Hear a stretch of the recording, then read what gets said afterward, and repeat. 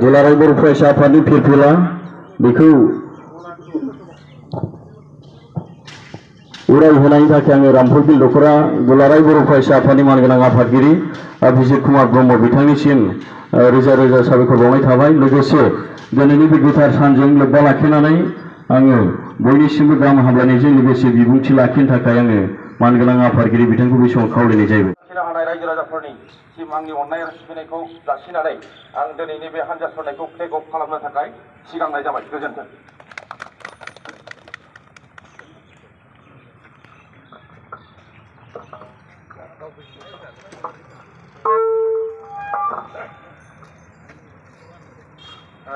मानगोनां दखरा आफादनि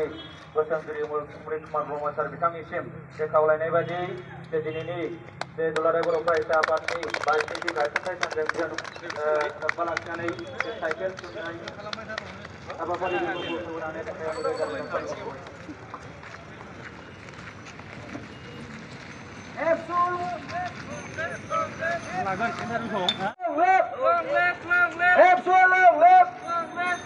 दुलाराय बर' फरायसा आफाद थांनानै थादों। दुलाराय बर' फरायसा आफाद थांनानै थादों।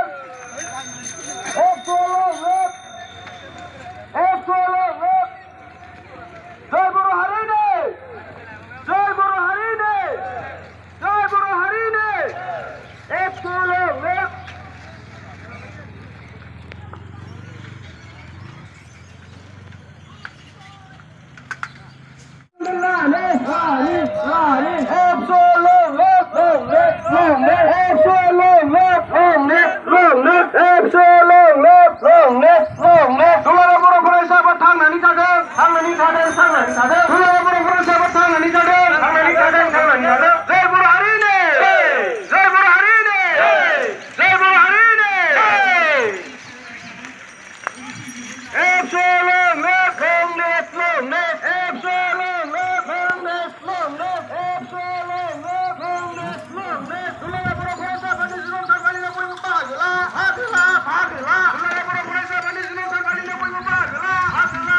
मोनबोदों माखासे जाथायफोरखौ लोगो मोनबोदों। 50 बोसोरनि सिगां बर' माहारिनि हालोद बर' माहारिनि थासारि बियो मा रोखोममोन। गमामायैनो बर'आ आलाय सिलाय सेटखाय बेटखाय गुबुनजों नासयजानाय सोबख'जानाय थगायजानाय सुसिजानाय बेफोरबायदि गोबां जेंनायाव भुगिनानै फैनांनाय बर' माहारि जायनि थाखाय बे जेंनाफोरखौ सुस्रांनो नांगौनि थाखाय हारसिं मानसिया सुस्रांबोनो हायाखै। बेखौ सुस्रांनो थाखाय जोंनि गेजेराव आफाद गौथुम बायदि मैया दानानै जों खामानि मावबोनो गोनां जादों। बेखायनो बै समनि माखासे गेदेमा मानसिफ्रा बै समनि फरायसाफ्रा जायफ्रा सिगाङो एसे लेखा फरायनो सुबिदा मोन्दों माखासे गियान बुथुमनो खाबु मोन्दों बैबादि सुबुं बिथांमोनहा बर'फोरनि गेजेराव मोनसे फरायसा आफादनि गोनांथि दं होननानै बिथांमोना गोसोखांनानै दानाय जादों। आरो बे दानायाव दिनै जों रायखांनांगोन गेदेमा बानेश्वर बसुमतारी गेदेमा कनकेश्वर नार्जारी बिथांमोनानो सिगां आफादगिरि आरो गाहाय नेहाथारि बिबान लानानै बे आफादखौ दादों। आफाद दाखांनायनि उननिफ्राय खुनु मोनसे दस्रा एजेन्डा गैयालासेनो बिथांमोना खालिबोल बर' हारिखौ बोरै जौगाहोनो बर' हारिनि जेंनाफोरखौ बोरै सुस्रांनो बर' हारिखौ जों बोरै खौसे खालामनानै मुलुगाव थांनानै थानायनि लामाखौ लाबोनो बे सिन्था धाराजोंनो बिथांमोना खामानि मावबोदों। आरो बिथांमोन बे मावबोनाय बिथांमोन बे दानानै गारबोनाय नियम निथि बे संबिधान दुलाराय बर' फरायसा आफादनि संबिधान बे संबिधानखौ बिथा खालामनानैनो दिनै दुलाराय बर' फरायसा आफादा खामानि मावगासिनो दङ आरो बियो फैयै फैयै दिनै 57 बोसोराव आगान होफैबाय बे गोलाव सम हान्थिनायाव गोबां रोखोमनि जेंना जेंसि बायदि मैया जों सौग्राव सौसि जाबोबाय नाथाय जेसेबांखि जेंना फैयाथों मानो दुलाराय बर' फरायसा आफादा खुनु कमप्रमाइज गैयाजासे खुनु मोनसे गाज्रि शक्तिजों कमप्रमाइज गैयाजासे रावजोंबो जेननाय एबा हार मानियाजासे फैबाय थादों खामानि मावबोबाय थादों आरो फैबाय थानाय समावबो दुलाराय बर' फरायसा आफादा बर' हारिनि थाखाय खामानि मावनो हाथों आं बेखौ जेब्लायबो लुबैयो दा गमामायै जेखिनि थासारि बारलांबाय जेखिनि सम बारलांबाय बे समफोराव जों गोबां रोखोमनि बायदि मैया थासारिफोरजों फैनो गोनां जादों दुलाराय बर' फरायसा आफादखौ हेंथा होबोनाय माखासे सम बारलांबाय दुलाराय बर' फरायसा आफादनि हेंथायै खामानि मावबोग्रा माखासे सुबुंफोर थांबाय दुलाराय बर' फरायसा आफादखौ फोजोबस्रांनायनि थाखाय षड़यन्त्र खालामग्रा सुबुंफोरनिबो अनजिमा गैया बेबायदि थासारिया नोरजिया खालामनाय थासारिया गाव गावनि बिदा फंबायनि गेजेरावनो उजिदों गुबुन हारिफोरनि बाथ्राखौथ' आरो मा बुंनो गुबुन हारिफ्रा जोंखौ खाबु होबोआखै नासयबोदों गादबबोदों बै समाव जायफ्रा लेखा फरायनो गोसो जोंनाव मोजां स्कुल मोजां कलेजफोर गैया एसे गोजानाव गुबुन हारिफोर थानाय जायगायाव थांनानै सोलोंथाइ लाहैनांगौ गुवाहाटी बायदियाव गोजौ सोलोंथाइ लाहैनांगौब्ला जोंनि बर' मानसिफ्रा बेवहाय एडमिशन लानायनि खाबु गैया जादोंमोन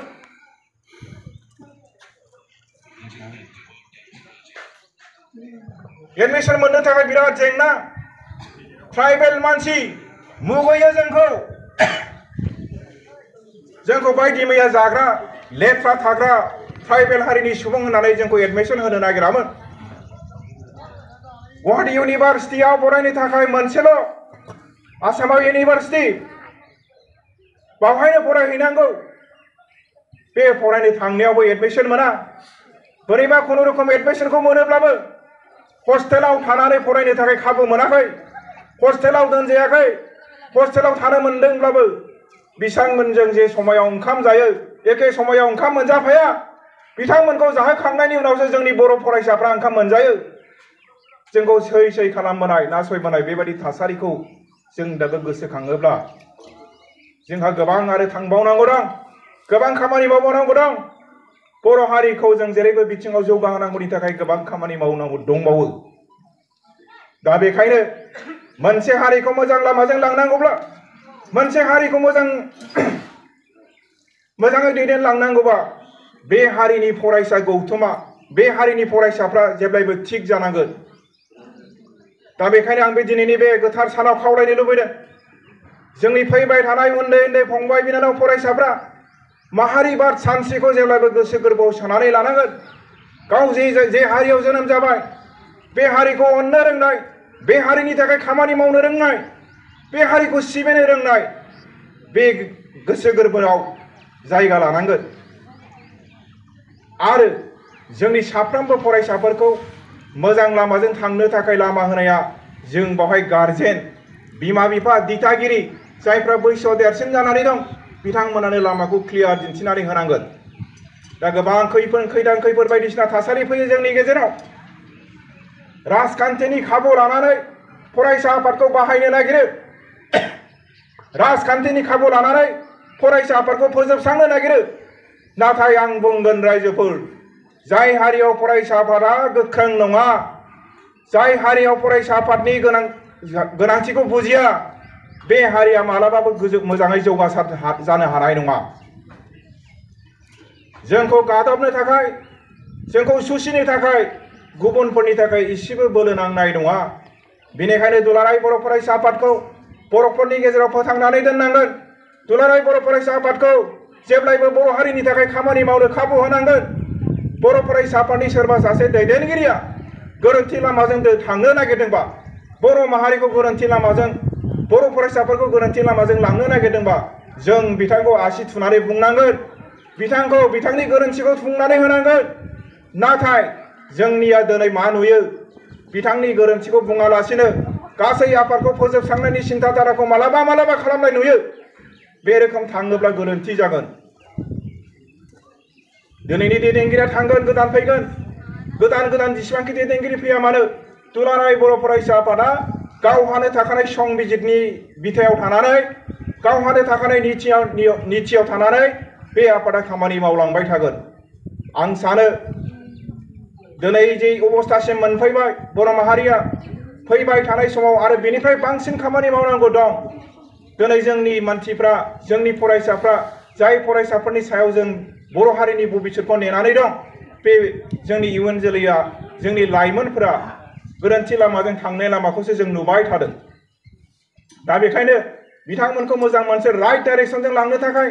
मोजां मोनसे लामाजों लांनो थाखाय जोङो बिथांमोनखौ मोजां खामानि मावनो थाखाय